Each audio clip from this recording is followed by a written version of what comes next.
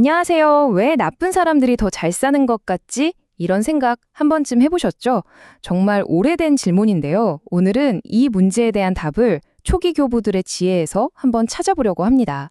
시편 37편을 가지고 이 문제를 아주 깊이 파고들어 보겠습니다. 네, 바로 이 질문이에요. 정직하게 살려고 애쓰는 우리는 힘든데 온갖 불의를 저지르는 사람들은 오히려 더 성공하고 더 잘 나가는 것처럼 보일 때가 많잖아요.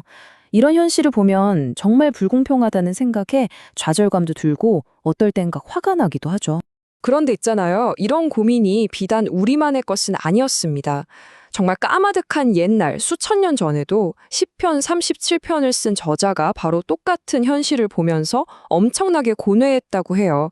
그리고 바로 이 시편이 나중에 교부들에게 이 영적인 수수께끼를 푸는 아주 중요한 열쇠가 되어 주었습니다. 자, 그럼 첫 번째 이야기부터 시작해 볼까요? 시작! 끊이지 않는 질문입니다. 교부들은요, 이 문제가 그냥 개인적인 불평물만이 아니라는 걸 아주 깊이 이해하고 있었어요. 이건 우리 모두가 겪는 보편적인 경험이라는 거죠. 예를 들어 퀴로스의 테오도레투스 같은 교부들은 시편 37편이 바로 이렇게 흔들리는 우리 마음을 꽉 붙잡아주기 위해 쓰였다고 봤습니다. 그럼 교부들은 과연 어떤 해답을 내놓았을까요? 다음 파트, 관점의 전환, 악인의 번영에서 그 실마리를 찾을 수 있습니다. 그 첫 번째 단계가 뭐냐면 바로 관점의 전환이에요.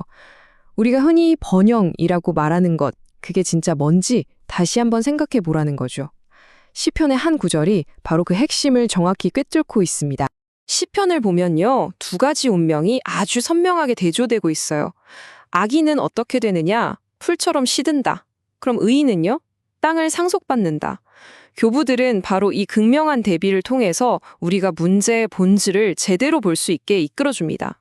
여기서 이 풀이라는 비유가 정말 기가 막힙니다. 교부들은 이게 바로 악인의 성공이 가진 치명적인 약점을 보여준다고 해석했어요. 생각해보세요. 풀은 겉보기엔 화려하게 쑥쑥 자라지만 뿌리가 얕아서 금방 말라 죽어버리잖아요. 그러니까 그들의 성공이라는 게 깊이도 없고 오래가지도 못한다는 거죠. 네, 그래서 핵심은 바로 이겁니다. 우리가 지금 눈으로 보고 있는 악인들의 번영은요, 영원한 현실이 아니에요.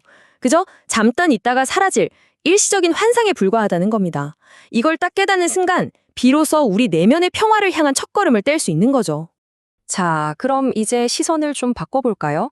계속 악인들만 쳐다보고 있을 게 아니라 이제 우리 자신, 그러니까 의롭게 살려고 노력하는 사람의 내면으로 눈을 돌려볼 시간입니다. 교부들은 그냥 밖을 쳐다보면서 불평만 하지 말고 우리 안에서 적극적으로 응답해야 한다고 강조했어요. 교부들이 시편에서 찾아낸 의인의 길, 그 구체적인 방법이 바로 이 세 단계로 요약됩니다. 첫째, 불평을 그치는 것. 둘째, 나의 길을 온전히 주님께 맡기는 것. 그리고 셋째, 잠잠히 그분의 때를 기다리는 겁니다. 이게 그냥 가만히 손 놓고 기다리려는 뜻이 절대 아니에요. 오히려 아주 적극적인 영적 훈련인 셈이죠. 불평을 멈추고 내 계획 대신 신의 계획을 믿고 조급해하지 않는 것. 바로 이겁니다. 특히 아타나시우스 같은 교부는 이 잠잠한 기다림을 굉장히 강조했어요. 이건 절대 무기력하게 입 다물고 있으라는 게 아니에요. 오히려 그 반대죠. 모든 것을 주관하시는 그분의 정의와 시간을 굳게 믿기 때문에 나올 수 있는 가장 강력한 신뢰의 표현이라고 할 수 있습니다. 자, 그럼 이렇게 믿고 기다리는 의인이 받는 궁극적인 보상, 즉 땅을 상속받는다는 건 과연 무슨 뜻일까요? 다음 파트, 진정한 유산, 내면의 평화에서 그 비밀을 풀어보겠습니다. 교부들은 여기서 정말 놀라운 영적인 통찰을 보여줍니다. 여기서 말하는 땅이 뭘까요? 카시아누스나 아우구스티누스 같은 교부들은요, 이게 우리가 생각하는 그런 물리적인 땅, 부동산 같은 게 아니라고 봤어요. 이건 바로 우리의 영적인 상태를 말하는 겁니다.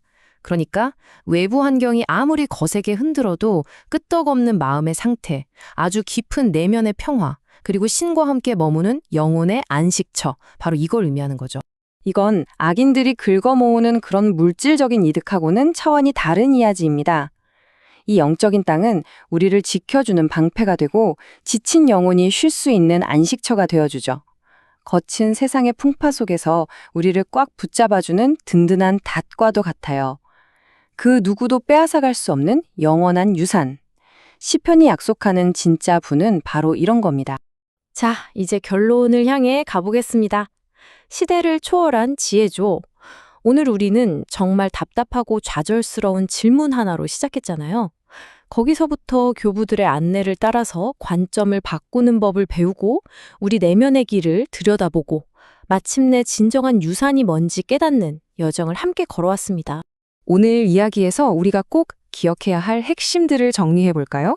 첫째, 악인들의 번영은 잠깐 반짝이다 사라질 환상에 불과하다는 것. 둘째, 우리가 가야 할 길은 수동적인 불만이 아니라 능동적인 신뢰의 길이라는 점입니다. 그리고 셋째, 우리가 진짜 받아야 할 유산은 밖으로 보이는 부가 아니라 내면의 평화와 안정이라는 것. 결국 모든 해답은 상황을 바꾸는 게 아니라 우리 안의 관점을 바꾸는 데 있다는 것. 이게 바로 시대를 초월한 교부들의 지혜입니다. 자, 이제 마지막으로 여러분께 이 질문을 하나 던져드리고 싶습니다. 이 고대의 지혜를 오늘 바로 나의 삶으로 한번 가져와 보는 건 어떨까요?